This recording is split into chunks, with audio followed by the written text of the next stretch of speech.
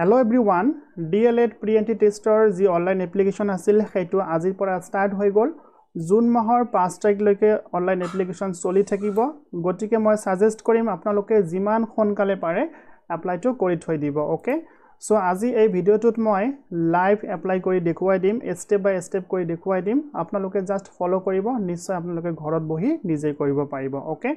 So ekon page ot ahibole hole ekon video description ot moi eta link di disu apnaloke tate click korile etu page ot ahibo paribo okay yat ohar pisot apnaloke register ot click koribo first register koribo lagibo okay so moi register ot click koi dilu register ot click korar pisot apnaloke ekon page ot ahibo yat dia ase salutation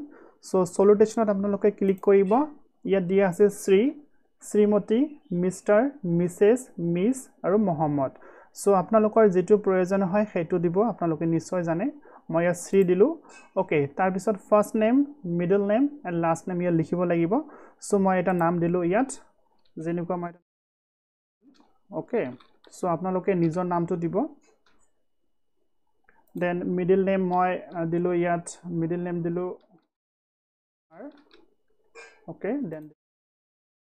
so apnalokor jodi middle name nai tene hole etu dibo nalage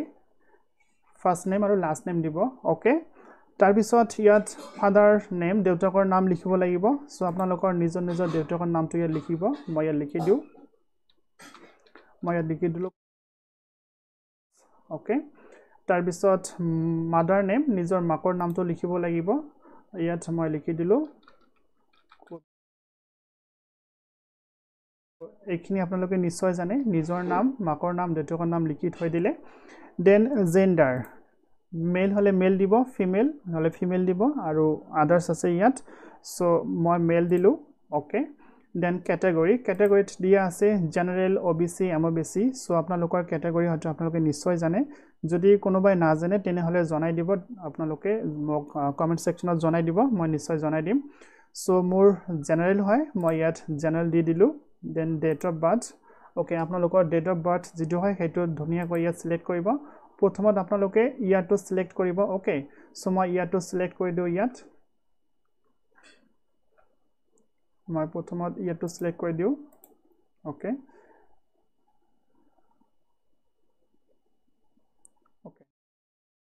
lo moi yat aru tar bisot month apnaloke select koribo January aru tar bisot apnaloke date select koribo enekoi selection kini apnaloke kori lobo first okay ekhini korar pisot yat apnalokor age logot je kiman month hol aru kiman days ase gote khini dekhwai dibo yat aru ekoi koribo loga nai next apnaloke qualification ot ahibo yat click kori dibo aru apnalokor minimum qualification to HS passed hobo lagibo apnaloke ekhini hoto nishoy jane moi ekhini kintu explain kora nai je ki lagibo totabi ebar moi jonai diu apnalokor minimum age 18 years hobo lagibo aru maximum age 34 years hobo lagibo aru ji hokol STP MOBC aru enukwa dhonor category ase hiotor 2 years relaxation dia ase okay so ekhini apnaloke nishoy jane moi explain nokoru so minimum past HSLC hobo lagi sorry HS passed hobo lagibo aru apnalokor jitu percentage hetu kintu 50% hobo lagibo kintu OBC aru belek category karone 45% hole hobo so moi yat qualification HS passed di dilu aru yat apnar eta mobile number dibo lagibo most important hoy mobile number eta apnaloke use koribo yat jitu mobile number running ase ortat choli ase so moi yat mobile number eta di diu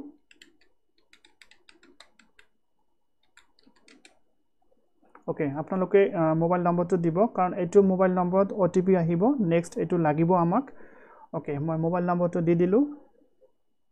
aru email address apnalokor ji email address ase hetu yat dibo ebor mandatory hoy extra mark dia ase ebor nidile kintu register no hobo gotike ebor valid hobo lagibo so moi more email address to dilu ekhini gote khini korar pisot apnaloke save and proceed ot click koribo lagibo yat click kori thoi dibo click korar pisot next page ikhon ahibo eto page ahibo aru yat apnalokor jitu OTP hoy সেই OTP to yat put koribo lagibo dibo lagibo aru jitu number apnaloke tat dibo সেই number tote kintu message to ahibo apnaloke sabo tat message ahise aru message or pora jitu OTP hoy hetu yat dibo so moi yat OTP ai goise moi yat OTP to yat bohai diu okay moi OTP yat bohai dilu 2 মিনিটছৰ ভিতৰত কিন্তু আপোনালোকৰ OTP টো ইয়াত দিব লাগিব এইখিনি মনত ৰাখিব বেছি লেট হলে কিন্তু এটো ক্যান্সেল হৈ যাব ওকে OTP দিয়াৰ পিছত আপোনালোকে সেভ কৰিব তাৰ পিছত এইখন পেজ আহি যাব অৰ্থাৎ সাকসেস হৈ গল ৰেজিষ্ট্ৰেচন হৈ গল আমি জাস্ট ৰেজিষ্ট্ৰেচন কৰিলো এতিয়া আমি অনলাইন এপ্লাই কৰিম তাৰ পিছত আপোনালোকে গো টু লগইন পেজত ক্লিক কৰিব এতিয়া আপোনালোকে লগইন কৰিলে ইয়াত টোটাল আমাক 1 2 3 4 5 ইয়াত পাঁচটা স্টেপ আমাক কমপ্লিট কৰিব লাগিব তেতিয়া আমি আমাৰ যেটো অনলাইন এপ্লিকেশন হেডু কমপ্লিট কৰিব পাৰিম সো এইখন পেজত অহাৰ পিছত আপোনালোকে ইয়াত চাব ৰাইট হ্যান্ড সাইডত ফোন নম্বৰ যেটো ফোন নম্বৰ আপুনি অলপ আগতে পুট কৰিলে সেইটো নম্বৰ ইয়াত দিব লাগিব সো মই মোৰ নম্বৰটো দি দিলো আৰু আপোনালোকে যেটো ডেট অফ বাৰ্থ তাত সিলেক্ট কৰিছিল সেইটো ইয়াত দিব লাগিব okay so date of birth মই ইয়াত সিলেক্ট কৰি দিও ওকে কৰাৰ পিছত সাবমিটত ক্লিক কৰিব তেতিয়া আপোনালোকে লগইন পেজ লৈ আহি যাব সো ইয়াত আপোনালোকে ৰেজিষ্টাৰ কৰাৰ সময়ত যিখিনি ডিটেইলছ দি দিলে সেইখিনি ইয়াত শো কৰিব প্ৰথমত এইখিনি অলৰেডি আমি কৰি থৈ দিছিলো আৰু ইয়াত দি আছে ৰেজিষ্ট্ৰেচন আইডি এই ৰেজিষ্ট্ৰেচন আইডিটো আপোনালোকে ভালদৰে লিখি থৈ দিব ইয়াত পিছত লাগিব আইডিটো ওকে সো এইখিনি আমি অলৰেডি ফিল আপ কৰিলো এইখিনি কৰাৰ পিছত ইয়াত লিখা আছে proceed to complete application form so এতিয়া আমি এপ্লিকেশন ফৰ্ম লৈ যাম ইয়াত ক্লিক কৰিব লাগিব এখন এপ্লিকেশন ফৰ্ম এখন আমাক ফিল আপ কৰিব লাগিব ভালদৰে ফিল আপ কৰিব ভুল নকৰিব ভুল কৰিলে হয়তো ক্যান্সেল হৈ যাব ওকে সো এইখিনি আমি ৰেজিষ্ট্ৰেচন কৰাৰ সময়ত আমি ফিল আপ কৰিছিলো এইখিনি আমাক ইয়াত দি থৈ দিছে আৰু ইয়াত যেটা দিছে অল্টাৰনেট মোবাইল নম্বৰ যদি আপোনালোকৰ আৰু বেলেগ নম্বৰ আছে ইয়াত লিখিব পাৰে বা দিব পাৰে আৰু যদি নাই তেনেহলে লিখিব নালাগে দিব নালাগে ইয়াত ইম্পৰ্টেন্ট নহয় ওকে তাৰ পিছত ইয়াত দিয়া আছে কমিউনিকেশন ডিটেইলছ অৰ্থাৎ ইয়াত এড্ৰেছখিনি আপোনালোকক ফিল আপ কৰিব লাগিব নিজৰ এড্ৰেছখিনি হয়তো আপোনালোকে নিজে জানে সো ইয়াত এড্ৰেছ মই ইয়াত ভিলেজ লিখি দিলো ভিলেজত দিলো মই মোৰ ভিলেজটো দিলো ইয়াত ওকে ভিলেজ দিলো তাৰ পিছত পোষ্ট অফিস আপোনালোকৰ যি পোষ্ট অফিস হয় সেইটো আপোনালোকে ইয়াত লিখি দিব ওকে পোষ্ট অফিস লিখি দিলো তাৰ পিছত ষ্টেট আপোনালোকে নিশ্চয় অসমৰে হয় সো অসমটো সিলেক্ট কৰিব লাগিব দেন ডিস্ট্ৰিক্ট আপোনালোকৰ যি ডিস্ট্ৰিক্ট হয় নিজৰ ডিস্ট্ৰিক্টটো ইয়াত সিলেক্ট কৰিব মই ইয়াত ডিস্ট্ৰিক্ট সিলেক্ট কৰি দিও okay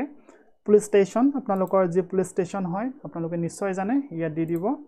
okay then pin code number যেটো হয় আপোনালোকৰ পোস্টাল পিন কোড নম্বৰ হেতু লিখি দিব মই লিখি দিলো ওকে ইয়াত লিখা আছে correspondence address same as permanent address so আপোনাৰ যেটো correspondence address আছে অৰ্থাৎ আপোনালোকৰ যেটো প্ৰেজেন্ট এড্ৰেছ আছে হেতু যদি পাৰ্মানেন্ট এড্ৰেছৰ লগত একে হয় তেনেহলে ইয়াত টিক মাৰ্ক দি দিব মই পুনৰবাৰ জনাই দিছো ইয়াত ভুল নকৰিব আপোনাৰ যেটো প্ৰেজেন্ট এড্ৰেছ আছে বা আপোনালোকে বৰ্তমান যত আছে হেতু এড্ৰেছ আৰু আপোনালোকৰ পাৰ্মানেন্ট এড্ৰেছ যদি একে হয় তেনেহলে টিক মাৰ্ক দিব আৰু যদি আপোনালোকৰ বৰ্তমান এড্ৰেছ আৰু পাৰ্মানেন্ট এড্ৰেছ ব্লেক হয় তেনেহলে টিক নকৰিব ইয়াত আপোনালোকৰ যেটো বৰ্তমান এড্ৰেছ হেতু লিখি দিব সো মোৰ এড্ৰেছ যেটো একে হয় মোৰ বৰ্তমান আৰু পাৰ্মানেন্ট এড্ৰেছ একে হয় গতি মই টিক মাৰ্ক কৰি দিলো দিয়াৰ লগে লগে ইয়াত যিখিনি মই ফিল আপ কৰিছিলো গোটেইখিনি ইয়াত আহি গল আপোনালোকৰ তেনেকৈ আহি যাব ওকে ক্লিয়াৰ নেক্সট আহিল কোৱালিফিকেশন ডিটেইলছ ইয়াত আপোনালোকৰ কোৱালিফিকেশন ডিটেইলছ খিনি ফিল আপ কৰিব লাগিব ফাৰ্স্ট দিয়া আছে হায়াৰ সেকেন্ডাৰী 12 অৰ হয় examination details higher secondary details খিনি দিব লাগিব সো হায়াৰ সেকেন্ডাৰী ডিটেইলছৰ আমাৰ যেটো বোৰ্ড হয় হেতু এটো হ'ব AHSEC ওকে আৰু যদি কোনোবা CBSE হয় তেনেহলে CBSE দিব লাগিব সো অসমীয়া মিডিয়ামৰ যদি আমি হয় তেনেহলে আমি এটো দিম ঠিক আছে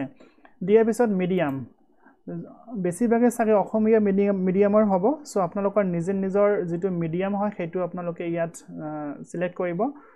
মই অসমীয়া মিডিয়ামটো সিলেক্ট কৰিলো দেন স্ট্ৰীম অৰ্থাৎ আপোনালোক সায়েন্সত পঢ়িছিল নে আৰ্টছত পঢ়িছিল নে আদাৰ্সত পঢ়িছিল সায়েন্স পঢ়িলে সায়েন্স সিলেক্ট কৰিব আৰ্টছ হলে বা বেলেগ যদি হয় কমাৰ্চ তেনেহলে এটো সিলেক্ট কৰিব সো মই আৰ্টছ সিলেক্ট কৰিলো পাসিং অফ ইয়াৰ অৰ্থাৎ কিমান সনত আপোনালোকে HSLC টো পাস কৰিছে সো মই ইয়াত দি দিলো HSLC পাসিং ইয়াৰটো দিলো ইয়াত মই okay then here this is total marks excluding mark of the option extra fourth subject অর্থাৎ আপনার যে HSLC total marks আছিল total marks or total কিমান marks আছিল অর্থাৎ আপোনালোকে HSLC যেতিয়া HS পৰীক্ষা যেতিয়া দিছিল তেতিয়া total কিমান marksৰ পৰীক্ষা দিছিল সেই total marks টো ইয়াত লিখিব লাগিব মই ইয়াত লিখি দিলো then ইয়াত লিখা আছে obtain marks অৰ্থাৎ টোটাল মাৰ্কৰ ভিতৰত আপোনালোকে কিমান মাৰ্ক পাইছে সো ইয়াত কিমান মাৰ্ক পাইছিলো মই ইয়াত লিখি দিও ওকে আৰু ইয়াত নিজে নিজে কিমান পাৰ্সেন্টেজ আপোনালোকৰ আহিছিল হেতু দেখুৱাই দিব ইয়াত এইখিনি আপোনালোকে ইয়াত ভুল নকৰিব মই কব বিচাৰিছো যিখিনি ইনফৰমেশন আপোনালোকে দিব এটা ভুলকৈ নিদিব okay then name of the examination centre এটো ভালদৰে আপোনালোকে চুজ কৰিব অৰ্থাৎ ইয়াত যেটো সেন্টাৰ আপোনালোকে চুজ কৰিব হেতু সেন্টাৰত কিন্তু আপোনালোকৰ পৰীক্ষাটো হ'ব ওকে সো ভালদৰে আপোনালোকে চুজ কৰিব মই চুজ কৰিলো ইয়াত কৰাৰ পিছত ইয়াত দিয়া আছে কোৱেশ্চনাৰিজ দিয়া আছে persons with benchmark disability of 40% or above অৰ্থাৎ যদি আপোনালোকৰ কিবা ডিসএবিলিটি আছে তেনেহলে ইয়াত ইয়েস কৈ দিব আৰু যদি নাই তেনেহলে নো কৈ দিব ওকে সো ইয়েস কৰিলে তাৰ পিছত এইখিনি আমাৰ আপোনাৰ কি ধৰণৰ ডিসএবিলিটি হয় আপোনালোকে কমকৈ শুনা পায় নেকি বা আপোনালোকৰ বেলেগ কিবা অসুবিধা আছে নেকি তেনেহলে এটো সিলেক্ট কৰিব লাগিব আৰু যদি আপোনালোকৰ এনেকুৱা ধৰণৰ প্ৰবলেম নাই তেনেহলে আপোনালোকে নো সিলেক্ট কৰি দিব ওকে সো এইখিনি গোটেইখিনি সিলেক্ট কৰাৰ পিছত এবাৰ ভালদৰে চাই লব লোৱাৰ পিছত আপোনালোকে সাবমিট এণ্ড নেক্সটত ক্লিক কৰি দিব ইয়াত ক্লিক কৰাৰ পিছত সাকসেস বুলি আহিব ওকে মাৰি দিব তেতিয়া আপোনালোকে নেক্সট পেজত আহি যাব ইয়াত ডকুমেন্ট আপলোড কৰিব লাগিব আপোনালোকৰ মাৰ্কশিট আপোনালোকৰ ফটো সিগনেচাৰ ওকে সো এইখিনি আপলোড কৰাতে অলপ সাবধান হ'ব লাগিব কাৰণ ইয়াত যিখিনি সাইজ দিয়া আছে চাব আপোনালোকে আপলোড ইয়োৰ ফটো সাইজ হ'ব লাগিব 100 KB ভিতৰত হ'ব লাগিব আৰু JPG বা JPEG ফৰমেটত হ'ব লাগিব ইয়াৰ সাইজ আৰু লগতে ফৰমেটটো দিয়া আছে গতিকে এনেকুৱা ধৰণৰ সাইজ আৰু ফৰমেট আপোনালোকে প্ৰথমত বনাই থৈ দিব তাৰ পিছতে এপ্লাইখিনি কৰিব ওকে সো মই অলৰেডি বনাই ৰাখিছো মই এটা সিলেক্ট কৰি দিও প্ৰথমত ইয়াত কি খুজিছে ইয়াত ফটো খুজিছে গতিকে ফটো মই এটা সিলেক্ট কৰিম চুজ ফাইলত আপোনালোকে ক্লিক কৰিব প্ৰথমত তেতিয়া আপোনালোকে আপোনাৰ ফটোখন য'ত আছে কম্পিউটাৰত তাৰ পৰা আপোনালোকে ইয়াত আনিব পাৰিব সো মোৰ ফটোখন য'ত আছে মই ইয়াৰ পৰা লৈ লওঁ ঠিক আছে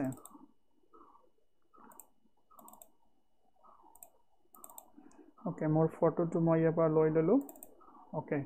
দিয়াৰ পিছত ক্লিক টু আপলোড ইয়াত ক্লিক টু আপলোডত ক্লিক কৰিব লাগিব এদি আপলোডত ক্লিক কৰি দিয়াৰ লগে লগে ফটোখন আপলোড হৈ যাব ঠিক তেনেকৈ বাকিবোৰ কৰিব লাগিব সো ইয়াত বিচাৰিছে সিগনেচাৰ মই সিগনেচাৰটো ইয়াত আপলোড কৰি দিও মই এইবোৰ আগতে ৰেডি কৰি থৈ দিয়া আছে আপলোড কৰি দিও ওকে দেন ইয়াত কি খুজিছে দেন ক্লাস 10 অৰ এডমিট কাৰ্ড ওকে